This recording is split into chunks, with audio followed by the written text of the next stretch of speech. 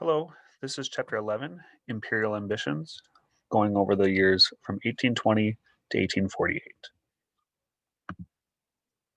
The essential question for this chapter is how did the ideology of manifest destiny shape US government policies and the experiences of ordinary people?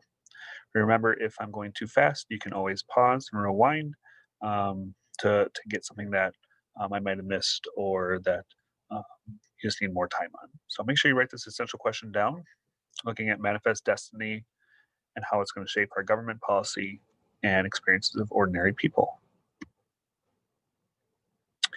So, when we start this chapter out in 1820, this is what North America looks like. We have the United States in green. We can see the many states and territories that are expanding further and further west. We have Mexico, which is all the way in present day Texas and New Mexico and California, and even all the way up to Colorado. You have um, Canada, which is nowadays Canada, controlled by the United Kingdom. Today's Russia is controlled by Russia. I'm sorry, today's Alaska is controlled by Russia. And then this Oregon territory is disputed territory between different countries. Now, when we talk about the growth of America, we have to talk about what's happening in the South.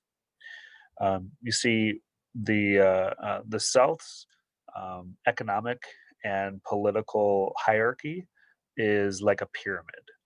And at the top of the pyramid is a group called the planter elites. The planter elites is only about 5% of the total population in the South.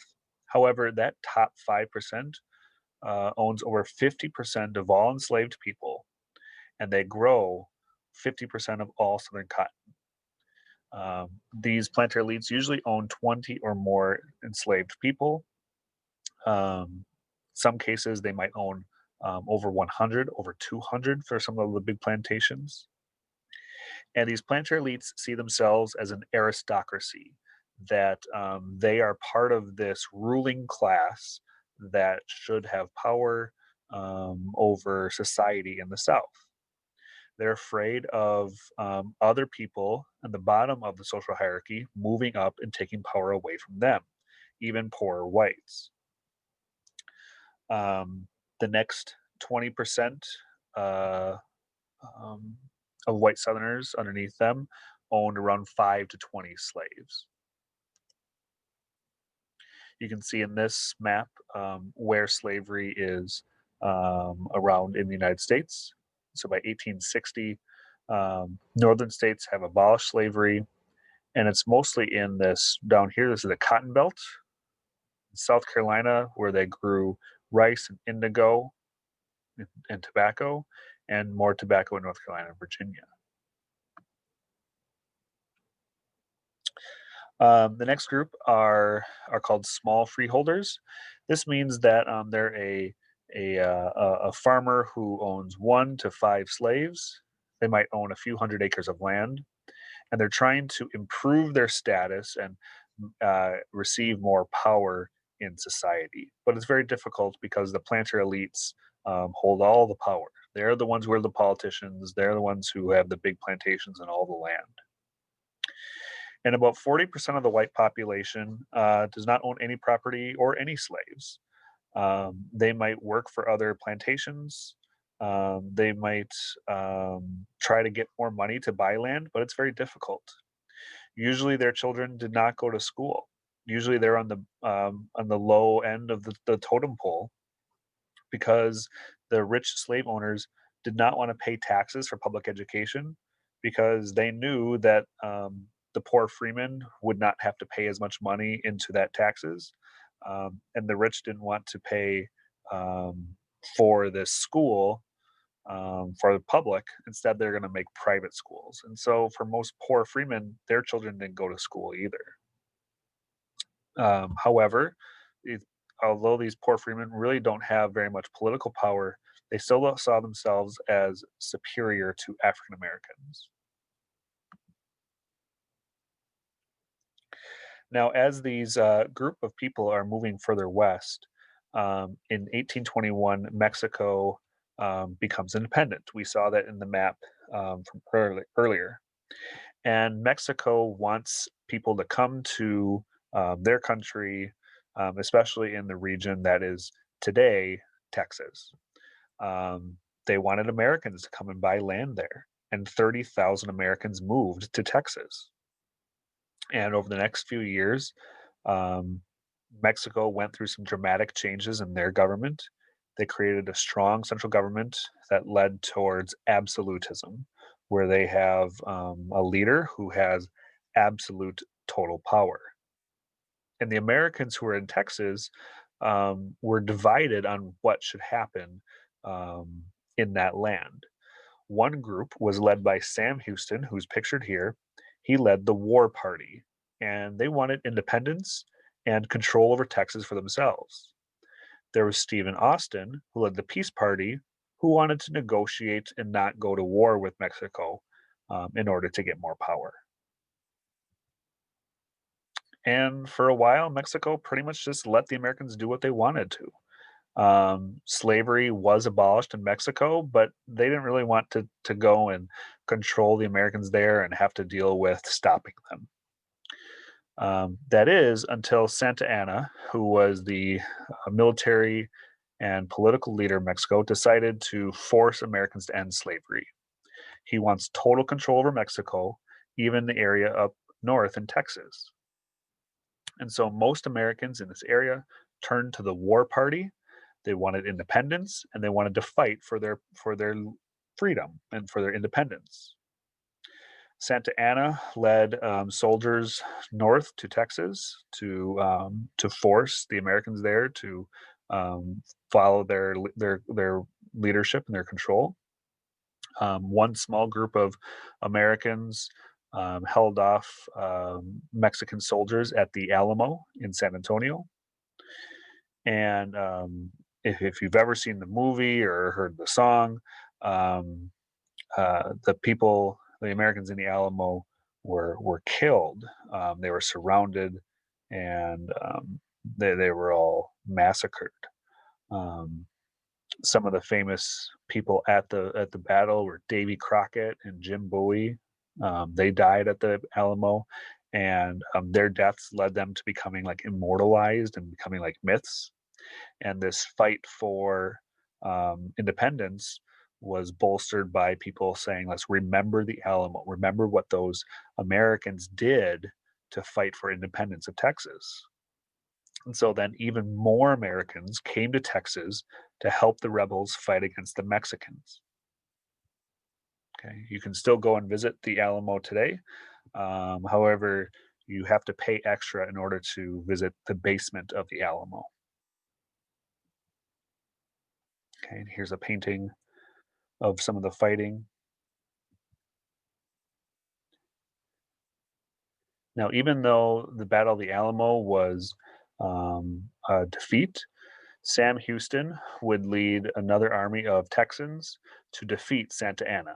We don't need to know like all the battles and where everything happened, but what we do need to know is that they were able to defeat Santa Anna. And At first, the Texans wanted to join the United States. However, the president would not bring it to Congress. They did not want to deal with bringing in Texas into the United States. So for now, Texas decided to create its own republic, the Republic of Texas. So in this map here, you can see this orange area is for now, the country of Texas. And there's this pink territory that both Mexico and Texas claim is theirs, but they're going to argue over whose land that actually is.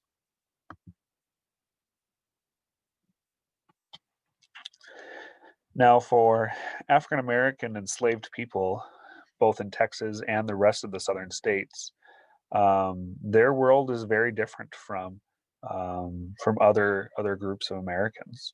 Not only are they enslaved by a government controlled by white supremacy, but they are also trying to um, keep many aspects of um, their native cultures from Africa. But increasingly, as time goes on, that becomes more and more difficult. Um, in some cases, many African American people turn to European cultures and religions like Christianity.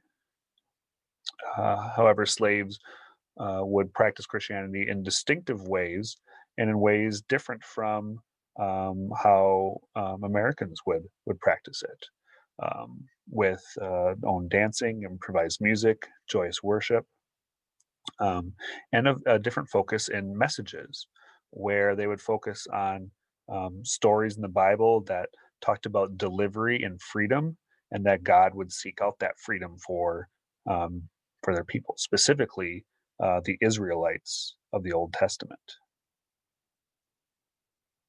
Like I said before, there was an effort to keep some of the culture from Africa that led to things like the Gula dialect, which combined English and African words.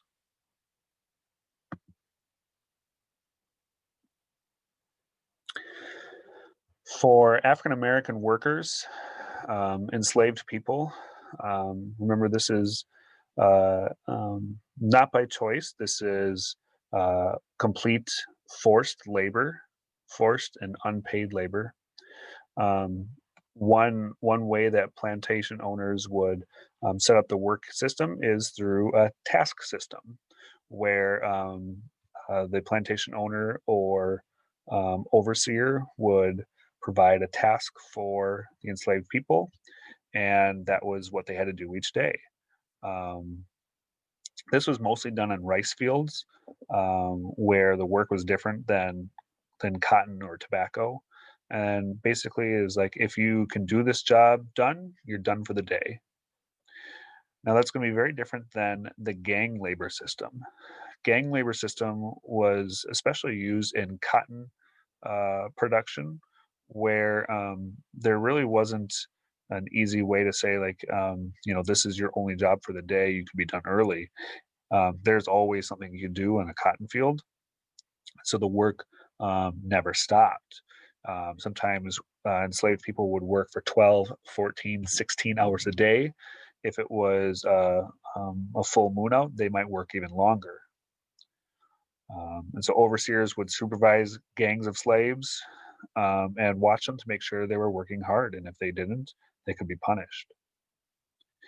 Now, there were different forms of resistance for African Americans. The two major forms are passive and active resistance. Passive resistance might look like faking sickness, breaking a tool like a shovel or rake or something, or working slow. Active resistance might be setting fire to a house, poisoning food of a plantation owner, destroying crops, running away, or rebellion. That last one, rebellion, is the greatest fear of white Southerners during this time period. Um, the white Southerners had seen this happen in Haiti before, and they didn't want it to happen there. So they're very afraid that rebellion could lead to the death of many slave owners. And so this led to severe punishments for rebellions, almost always leading in the death of those who would rebel or strike or fight against a white man or woman. Slave owners had pretty much unlimited power against their enslaved people. They could do whatever they wanted to with almost no regard for any consequences. However, that doesn't mean that they would usually kill their own slaves, or chop off hands or something like that. Um, if you studied in world history, you might have seen that, like in the Belgian Congo. That doesn't really happen in the American South version of slavery, because if you are a slave owner, and you chop off the hand of your slave, then that person can't work anymore, or at least not work as much. If you kill that slave, um, um, then they can't work for you. Which, I mean, it's terrible to talk like this because they're people, but that's how these slave owners thought of these people. They thought of them as property and as tools to make money for themselves. Um, Here you can see some pictures of enslaved people near their quarters. This is where they lived. Drafty in winter, hot and muggy in the summertime. Um, and so there was great efforts in the South um, to make sure rebellions did not happen, and it mostly worked. Rebellions were very rare, and that's because it almost never worked. In fact, there were no successful revolts um, in uh, in in the southern United States. White Southerners were very well organized. If there was suspicion of rebellion, they would ring church bells. Entire militias would come out and put down and hunt down any enslaved people who were fomenting a rebellion. Escape is really difficult, especially early on. We don't really have the Underground Railroads organization yet to get people to northern states, but it did happen in some cases. There were some few cases where slaves are able to get some small wages for overwork, but that is very rare. And again, this did not elevate their political and social rights. So there's always exceptions to rules. There were even African Americans. I believe it was in Louisiana who owned slaves. But again, those are not reasons to justify slavery at all. Those are very rare situations um, and are exceptions to the rule. So the rest of this PowerPoint, I want to talk about manifest destiny and the people moving west. Now, in a previous chapter, we talked about the Missouri Compromise, where they discussed the issue of adding Missouri as a state and the conflict that came with that. Um, because if Missouri came in as a slave state, then the slave states would have more power, and so they brought Missouri in as a slave state and brought in Maine as a free state to counterbalance that. And so the government knew that more expanding west would lead to sectional conflict. That every time you add a new state, it's going to lead to conflict over whether they'd be free or slave. And this is going to be true for the next 25 years, especially when in the 1840s, more Americans are moving west than ever before because of a new idea called manifest destiny. Manifest Destiny basically says it was the destiny of white Americans to spread across the continent and subject the land to the government, religion, and culture. Okay. It's the destiny of America to move west and control land from the Atlantic Ocean to the Pacific Ocean.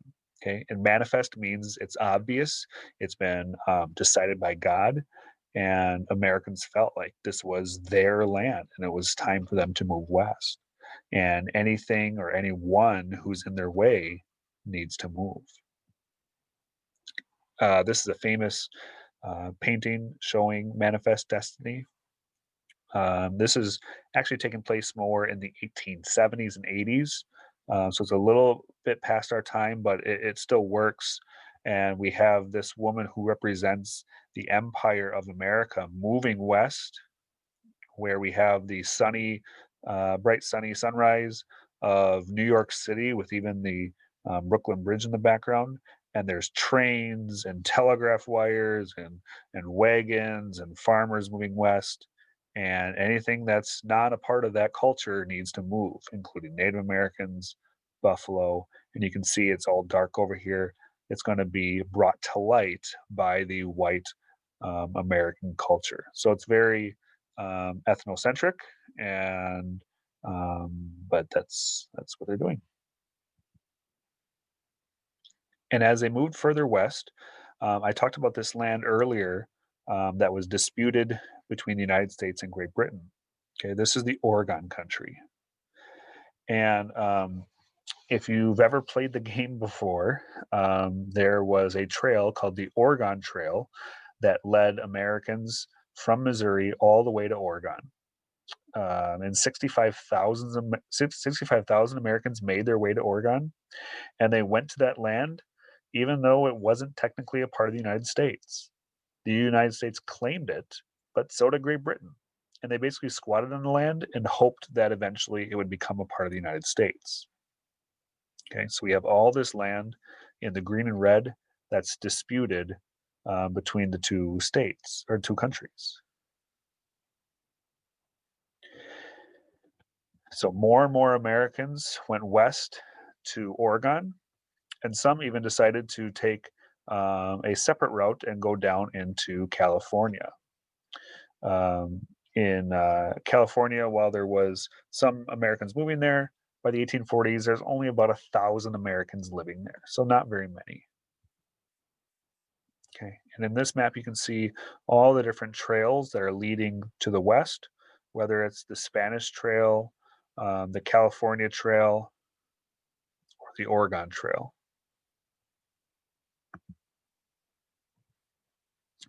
And as more Americans moved to the west and moved through the Great Plains, they interacted with the Plains Indians who were living there. The Western Plains are full of nomadic buffalo hunting people. We talked about this in way back in chapter 1, where Native Americans would usually follow buffalo migratory patterns because the buffalo was their main source of food and equipment. Over the last 10, 15 years by this time, more Native Americans have been moving to the Great Plains as well. Many Native Americans who were living out east were removed by Andrew Jackson's administration and were sent to places like Oklahoma and Kansas. By this time, Native Americans were using horses that they traded with Americans and the Spanish to hunt on the Great Plains. They would trade with Americans, they would trade with other Europeans, and the tribes that traded for guns would dominate their enemies. And so we have a lot of conflict between Native American tribes during this time as well. Here you can see um, uh, um, Native Americans using spears, but they do have horses. So this is after Europeans had arrived. And as Americans are moving more and more to the west, there's more of a call for taking over the land in the west. Like the South wants to take over Texas, they want to bring it in as another state. And the North is afraid that, oh, they're just going to bring it in. It's going to be another slave state. It's going to lead to conflict between us and Mexico. Americans also want to go into Oregon and they want to take over the Great Britain or take over that land from Great Britain. So there's all this area of land that Americans want to take over. The current president, John Tyler, remember he's the old guy who has a kid when he's like 70. He supports annexation. Annexation just means taking over other land, and he hopes that the Democrats will take him into his party, and that they'll support annexation too.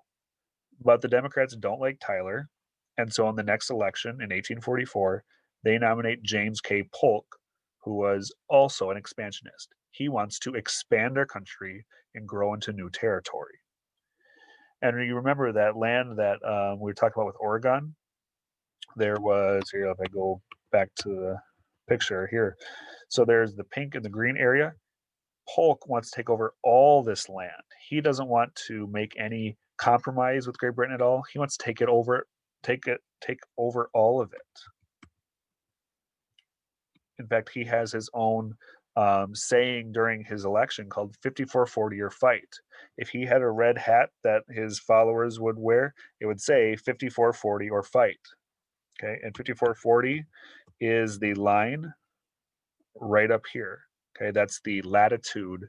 And they said, let's go all the way up there. Let's go that. So it's like a symbolism for their idea to expand our country. So that's who the Democrats nominate. The Whigs nominate Henry Clay. Okay, again, Henry Clay runs for president, and he will eventually support annexing Texas into the United States. Um, However, many Northerners are against adding Texas as a state, and so they don't vote for Henry Clay, the Whig, who they normally would have. Instead, they vote for a third party candidate.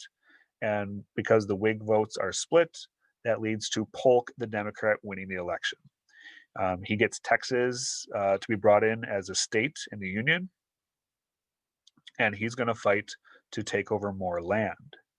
You can see Polk wins all these blue states. It's a very close election in the popular vote, but he wins in the electoral college. Okay. And so that leads us to the Mexican American War. So Polk really wants to move to the west.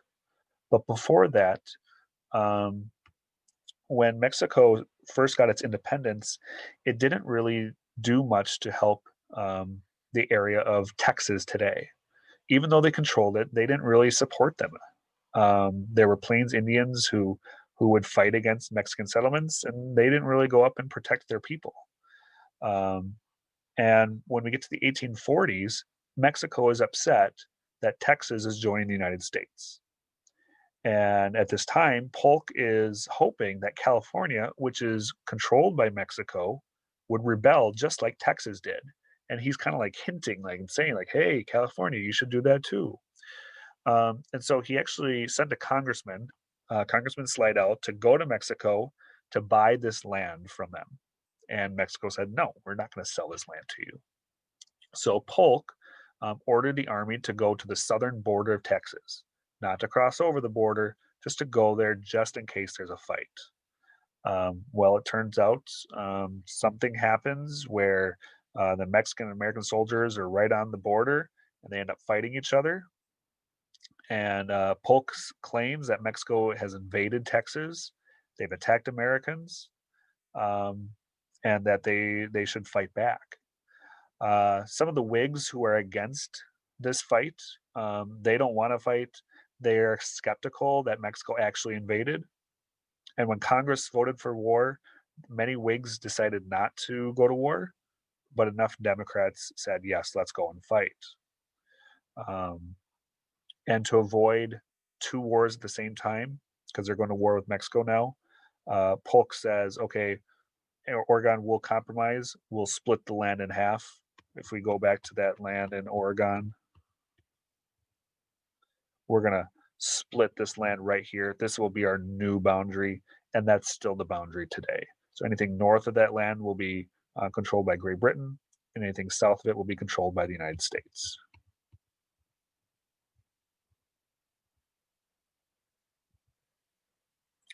But the United States is ready to move down into the West, and we're not going to get into it, but there is a lot of fighting where the United States invades Mexico. They go in and invade and take over Mexico City. And there is some thought that the United States might expand beyond just Texas and California, but might even try to take over Mexico as well.